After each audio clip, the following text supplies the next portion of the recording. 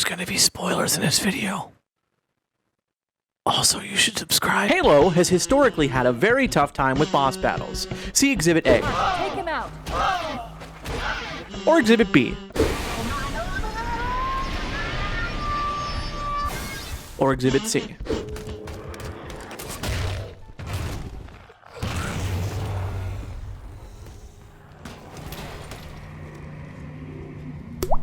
But with the release of Halo Infinite, it would appear that 343 has finally figured out a way to implement them correctly.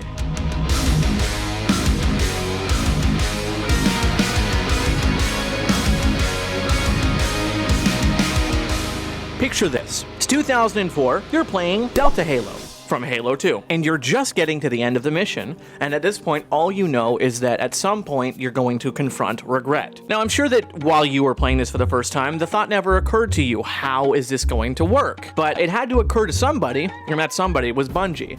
And I'm not sure whose decision it was to do this, but somebody thought it would be a good idea to have a mission where you beat an old man in a wheelchair. That's what you do. You just beat an old man in a wheelchair. And then 343, when MCC came out, they added on to it. They made it so that every time you beat this old man in a wheelchair, it plays guitar beats. You hear that?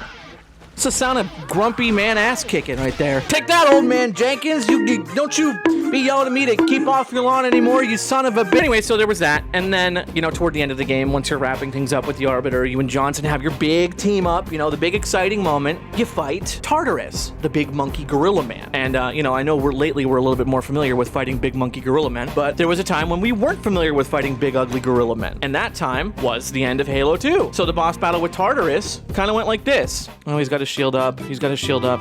I just gotta wait. Gotta run away. Wait. Oh, his shield's down? Shoot him. Shoot the fuck out of him. Blow him up. Throw grenades, rockets, whatever the fuck you need to. Energy sword, who gives a shit? Just fucking kill him. And then he just kind of dies. He's just, he's dead. You killed a gorilla. You killed Harambe, basically. That's what you did. You just killed Harambe. Single-handedly. You disgust me.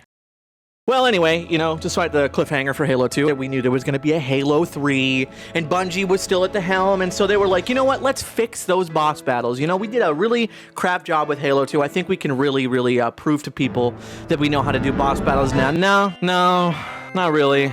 It's actually worse, I would say. A little bit worse, because all you do is you just kind of, you shoot the laser at the thing that's shooting a laser at you 3 times. And then he screams and explodes.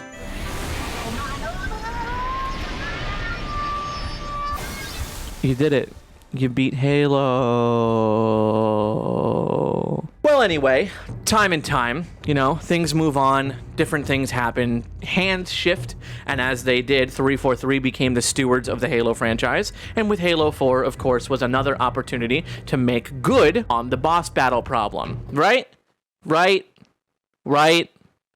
Wrong. Because what Halo 4 did was it said, the whole actually having to fight the boss thing didn't work out too well before. Why don't we just take out that part? And the final boss battle of Halo 4 consists of you pushing a button. You put a bomb inside the didact, and then he's dead. Except he isn't.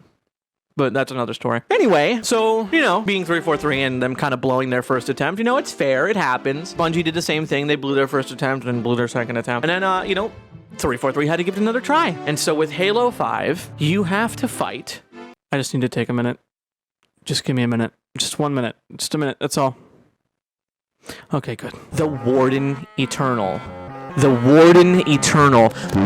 so with Halo 5, they decided the way to make this better would be to make a boss fight where an enemy can insta-dick you and he teleports and you have to fight him 3 fucking times over and over again and nothing changes. Oh wait, except one time there's fucking 2 of them. I'd just like to state that, in post, looking at the footage here, it appears that there's actually fucking 3 of them. So needless to say, Halo fans, we got a bit of a trepidatious idea about what a boss battle is, We've seen other games do it well, but for whatever reason, our silly green man can't tackle they can't tackle the boss as well. I don't know what it is. Something about the green man, maybe he gets them a little flustered, they can't think straight. I don't know what to tell you. But for whatever reason, Halo can't do boss battles right. Until now.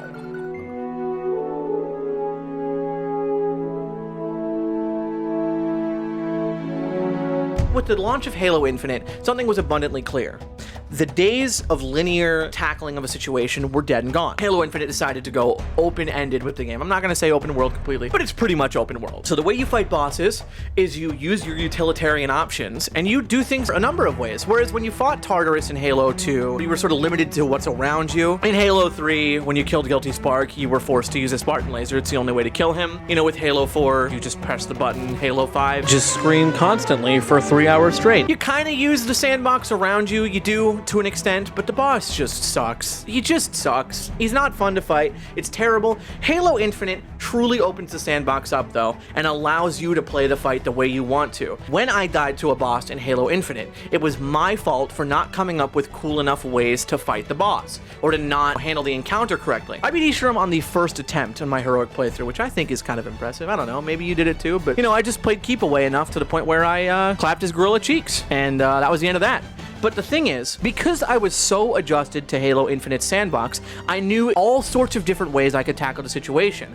And I continuously grappled around the entire time, finding the beefiest, most badass weapon I could possibly have to chip away at him. And it worked, you know? I kept coming up with different ways to tackle him, different ways to zone myself with him, because that's what he is. He's a zoning boss. You have to just keep your distance and keep on, you know, chipping away at his damage until eventually he succumbs to his wounds. That's great boss design. Jega Radomni, fucking fantastic. Invisible boss, you have to listen for the footsteps. You can use the tools around you, you know, use the weapons around you and whatnot. But mostly, again, it's sort of a zoning situation where you have to just make sure you can keep your distance from him, because he can kill you pretty quickly. You know, the twins, the two, Hyperius and whatever the fuck his brother's name was. That was pretty fun. You know, I just swiped a ghost and I kind of chipped away at his health from the distance for quite a while, and eventually I got him.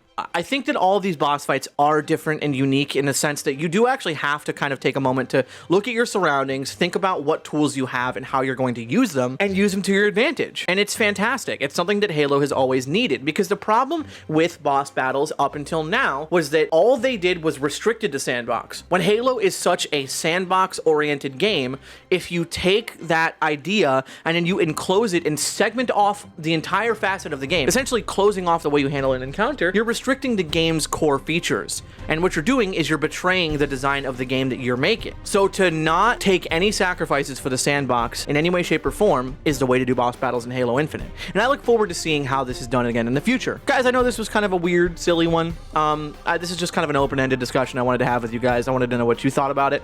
I think that these boss battles are fantastic. I think they're the best in the franchise. And I think they're some of the most fun boss battles I've had in video games, and I think they're some of the most fun boss battles I've had in video games in general. If you agree, you know, let me know in the comments. If you disagree, let me know in the comments. Like, comment, subscribe, all that good stuff. You guys have a wonderful day, and thank you so much for watching this video. Bye-bye.